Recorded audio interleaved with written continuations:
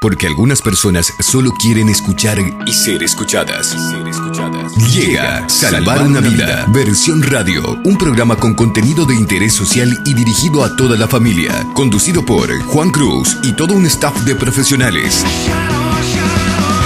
De lunes a viernes, desde las 16 hasta las 18 horas, por La Deportiva, 1120 AM.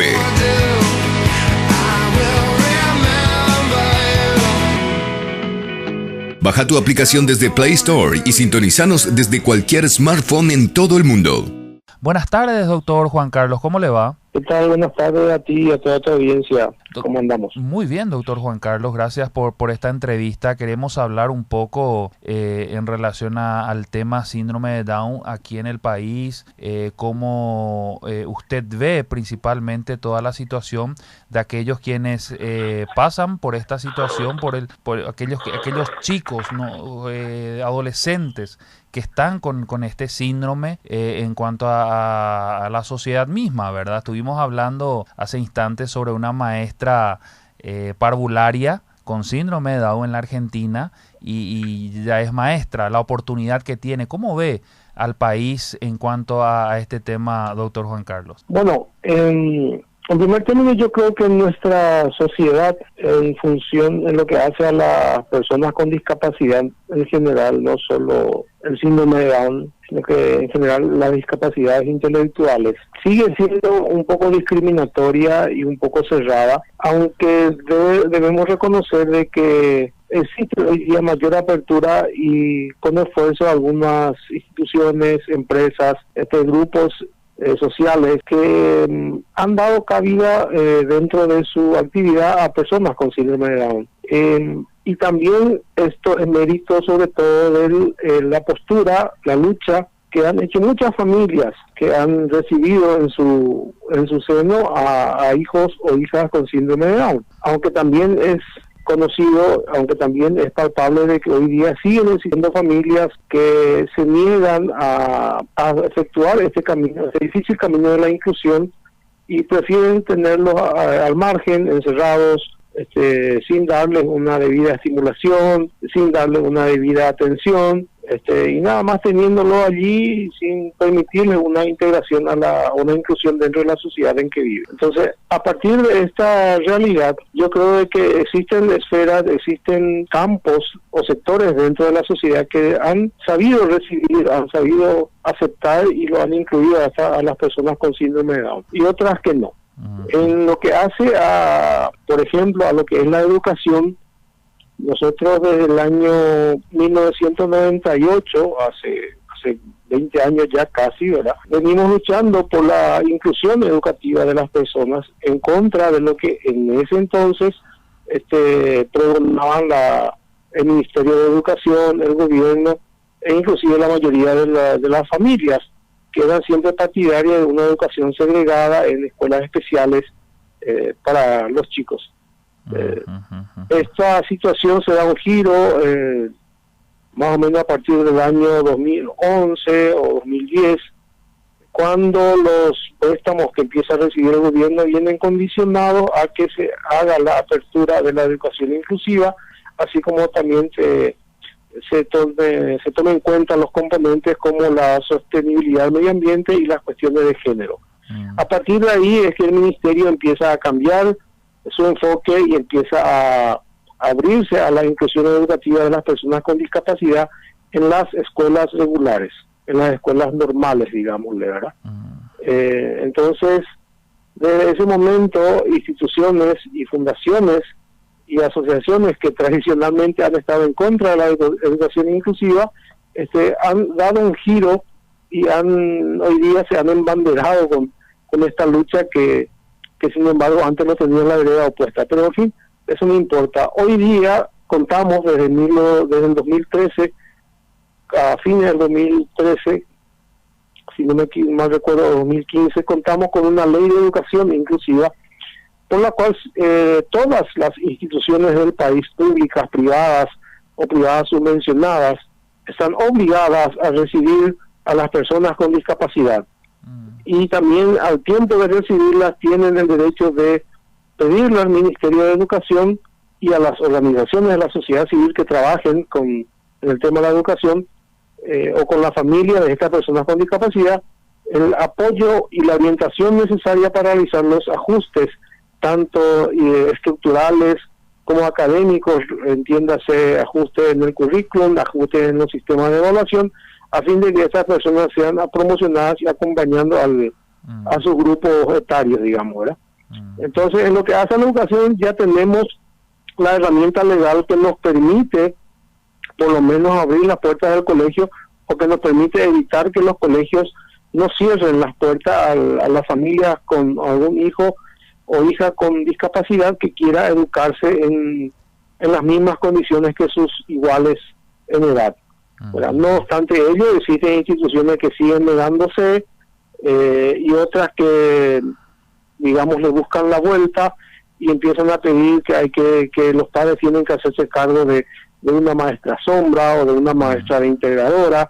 Es decir, siguen poniendo obstáculos ya que no pueden negarse. Pero aún así creo que estamos un poco mejor que hace años o décadas, porque por lo menos ya hay una conciencia de que estos chicos tienen el derecho a educarse en el mismo espacio y tiempo que los demás chicos de su misma edad, ¿verdad? En el campo laboral también se ha tenido mayor apertura. Existe una ley de inserción laboral que lastimosamente no está plenamente vigente, con la excusa de que el reglamento nunca se termina. Entonces, en lo que es en el ámbito privado, cuesta a una inserción, dependemos mucho de los convenios, de los acuerdos que puedan lograrse con las instituciones. Y en el campo público sí, existe desde el año 2004 el cupo o la reserva para el empleo público de personas con con discapacidad en general, ¿verdad? Que anteriormente era del 2% y hoy día con una modificación ha subido al 5%. Pero ahí los chicos con síndrome de Down y las personas con discapacidad intelectual en general tienen un obstáculo que muchas veces hace que las personas con otro tipo de discapacidad, generalmente física o sensorial, ocupan más rápidamente los puestos, porque claro, ahí no hay una afectación al entendimiento ni a la inteligencia, entonces son preferidos rápidamente en la contratación y llenan ese cupo. No obstante ello, hay instituciones y tenemos muchos chicos, muchas personas, porque ya no son tan chicos, ya son adultos. Tenemos personas con síndrome de Down trabajando en distintas instituciones públicas del país y otras también trabajando en empresas privadas que dentro de su programa de responsabilidad social y entendiendo su actividad como una real inclusión, de hacer un Paraguay realmente más inclusivo, entonces las reciben y le dan un trabajo, un empleo acorde con sus condiciones y los remunera también de conformidad a esas reglas. En otro ámbito de la vida social, la vida comunitaria, hay mayor también apertura. Hoy día uno fácilmente ve en la calle, en los colectivos, o en los parques, en las plazas o en los clubes, personas con síndrome de Down que realizan prácticamente las mismas actividades, o están compartiendo esos espacios de ocio, de recreación y de deportes con todos los demás ciudadanos, que eso es no solamente una conquista, sino que es un derecho que ellos tienen. Doctor Juan Carlos, el trabajo de la Asociación Síndrome de Down del Paraguay, ¿cuál es? Nosotros hemos nacido en el año 97 como un grupo de familias, 7 familias, no cuando eso era, que nos reunimos justamente porque estábamos disconformes con las alternativas que nos ofrecía la sociedad y el Estado en ese momento a la expectativa de vida de nuestros hijos. Cuando nos dimos cuenta que debíamos formalizarnos para tener mayor incidencia, así lo hicimos y creo que nació la asociación y trabajamos, más que nada hemos trabajado siempre enfocándonos en la educación, porque entendemos que la educación es la herramienta para cambiar a la sociedad. Entonces hemos abierto desde el año 98, como te decíamos, un taller infantil, un espacio inicialmente denominado Taller Infantil Integrado. Hoy día es el centro educativo de nivel inicial de ACIDAUN, reconocido por el Ministerio de Educación y Cultura, que acoge a niños con síndrome de Down y sin síndrome de Down de entre 2 y 5 años. Al llegar a los 5 años, los chicos deben buscar, sus padres, mejor dicho, deben buscar una escuela que los reciba, y a partir de allí el trabajo de la asociación es apoyar la inclusión de este chico a través del trabajo de profesionales de psicopedagogía que visitan las escuelas y realizan las orientaciones a los docentes, y también reciben de esto la información de cuáles son los puntos de los programas educativos que van a ir desarrollando en su aula, para que ellos puedan en contraturno en el local de la asociación hacer el refuerzo específico para los chicos con síndrome de Down que acuden al centro. Hemos trabajado en eso desde ese año, del 98 hasta el presente. Por nuestro centro educativo en todos los años han pasado alrededor de 80 niños, muchos de los cuales han seguido después la educación regular, la mayoría de ellos ya sea a través de nuestro programa de apoyo o ya sea porque las instituciones han encontrado la posibilidad de que las mismas escuelas, los mismos colegios le hagan el apoyo y las adecuaciones curriculares. Y bueno, como ya pasó el tiempo, también algunos de estos chicos han culminado su educación, y hemos buscado insertarlos laboralmente, y en este momento tenemos a 3 de nuestros postulantes. A fines del año 2014 se abrió un concurso público en el Congreso Nacional para personas con discapacidad.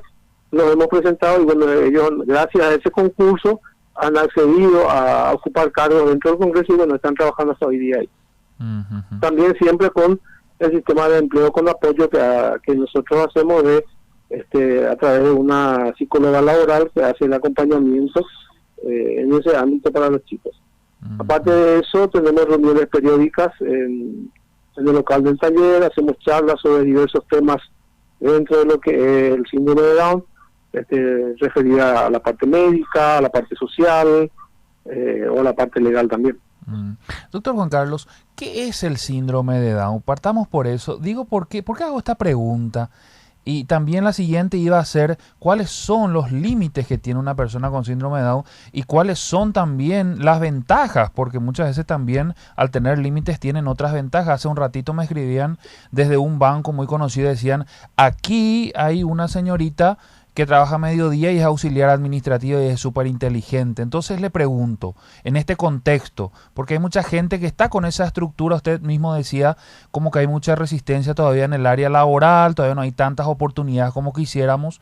¿Qué es el síndrome de Down? Y una persona que tiene este síndrome, ¿cuáles son sus límites, pero también cuáles son sus ventajas? Bueno, el síndrome de Down es... para comenzar, te voy a decir lo que no es. El síndrome de Down no es una enfermedad. Por consiguiente, no puede contagiarse. El síndrome de Down es una alteración cromosómica. Es algo que está inherente a la persona. Todas las especies en la naturaleza están formadas por células, las cuales dentro de su composición tienen lo que se conoce como son los cromosomas, ¿verdad? Cada especie tiene un número específico de cromosomas que hace que esa especie sea un árbol, sea un ratón, sea un tigre o sea una persona humana.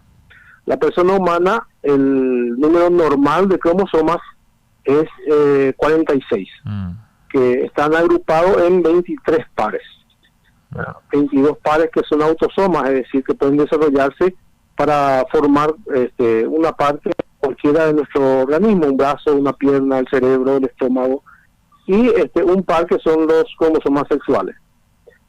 El síndrome de Down consiste en que en el par 21, en lugar de haber 2, hay 3.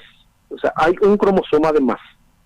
Eso hace que todo el cuerpo, todas las células tienen ese cromosoma de más, y eso es lo que hace que esa persona tenga cierto tipo de afectaciones en su desarrollo.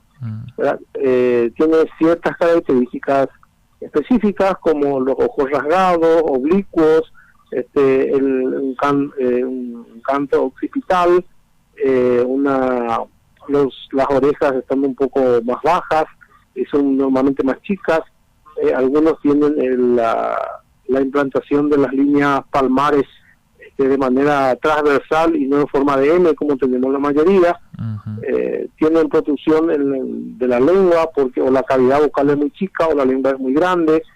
Tienen los dedos cortos, los brazos también.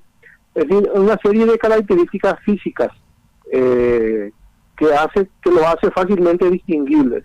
Es justamente un científico inglés, Sir John Downes, fue el que describió los caracteres de este grupo de personas, pero no supo explicar el porqué. Eso fue hacia el año 1800 y algo, y fue en el año 1959 que un científico francés, Lejeune, de apellido Lejeune, fue el que dio la razón del porqué, y descubrió la existencia del cromosoma de más en el par 21. Por eso el síndrome lleva el nombre de Down, por el nombre de la persona que lo describió. Y se conoce también como trisomía del par 21 porque habla de 3 cromosomas en el par 21 en lugar de 2. En cuanto a las limitaciones, y yo no te sabría decir, como le dije a una persona cuando yo insistía, cuando mi hijo tenía 5 años o 6, y yo insistía en que haga educación regular, cuando todo el mundo me decía que vaya a una escuela especial, y yo le decía, insistía con la educación regular, y ellos me decían, ¿para qué crees que vaya? Si para cuando llegue al 3er grado ya va a tener que dejar y irse. Yo le decía, mira, yo no sé hasta dónde va a llegar, pero yo no le voy a poner techo. Así que yo creo de que las personas con síndrome de Down, como cualquier otra persona, no se puede saber hasta dónde va a llegar. Depende de la capacidad que tenga cada uno, depende de las oportunidades que uno le brinde. Si le da una buena estimulación, una mejor educación orientada, bueno, desarrollará sus aptitudes. Algunos tendrán una buena aptitud física, otros tendrán una mejor aptitud intelectual o mental, aunque hay que especificar de que el retardo mental está siempre presente. Eso hace que por más que tengan, por ejemplo, buena memoria, o tengan una adicción, o tengan mucha viveza para ciertas cosas, ellos tienen ciertas limitaciones que son muy difíciles o muy fáciles de detectar de repente en la vida diaria, ¿verdad? Pero depende de cómo se les haya educado, depende de qué es lo que se haya estimulado, ellos podrán desarrollar sus habilidades. Y no tienen, para mí no tienen límites, como no lo tiene cualquier persona. Los límites los ponen ellos mismos, con su propia capacidad. Y en cuanto a las ventajas, no sé qué ventajas podrían tener, ¿verdad?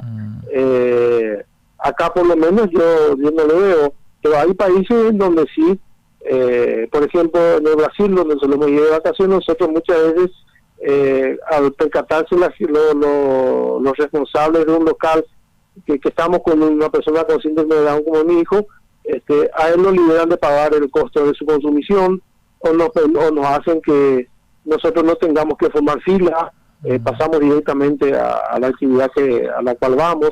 Entonces, digamos que ese tipo de ventaja por el hecho de la discapacidad.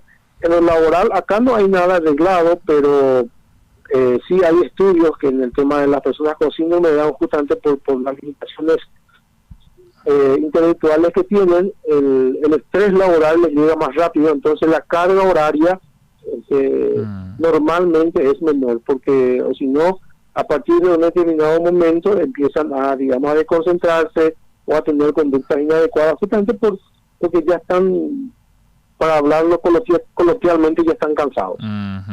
Definitivamente. Explicación muy clara, muy precisa. Muchas gracias, doctor Juan Carlos. Por último, para dejarlo, recomendaciones para la audiencia en cuanto al trato para con personas con síndrome de Down. En primer lugar, tratarlo como persona, no como objeto.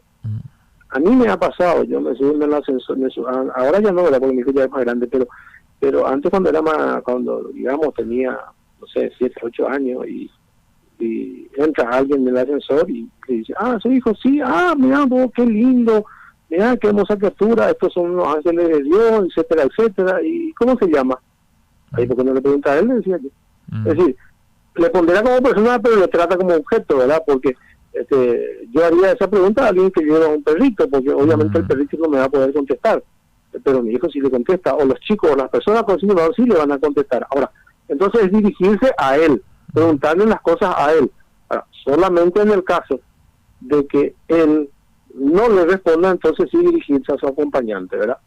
tener paciencia, porque normalmente no siempre su lenguaje es claro, o las expresiones de su pensamiento o de su idea no son tan concretas y tan rápidas, entonces a veces hay que prestar mucha atención para entender qué es lo que nos están diciendo o qué es lo que nos estando pidiendo, ¿verdad? Respetando su espacio,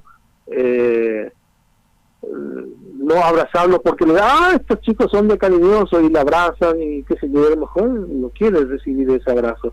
Ellos sí son cariñosos y normalmente son muy expresivos en su forma de ser, pero no con todas las personas. Ellos tienen también una gran sensibilidad hacia lo que es la hipocresía o los falsos elogios, entonces no siempre ellos detectan parecer hacer eso y rechazan el contacto con ciertas personas. Como te decía, hablarle a ellos, dirigirse a ellos, si tenemos que darle una indicación, hacerlo de manera clara y lo más simple posible, y no darle muchas encima, y no darle muchas indicaciones que tiene que hacer al mismo tiempo. Con una o dos ya es suficiente. O sea, si yo le das 3, 4 directivas, probablemente te haga la primera o la última, pero no la del medio. Básicamente te diría eso, ¿verdad?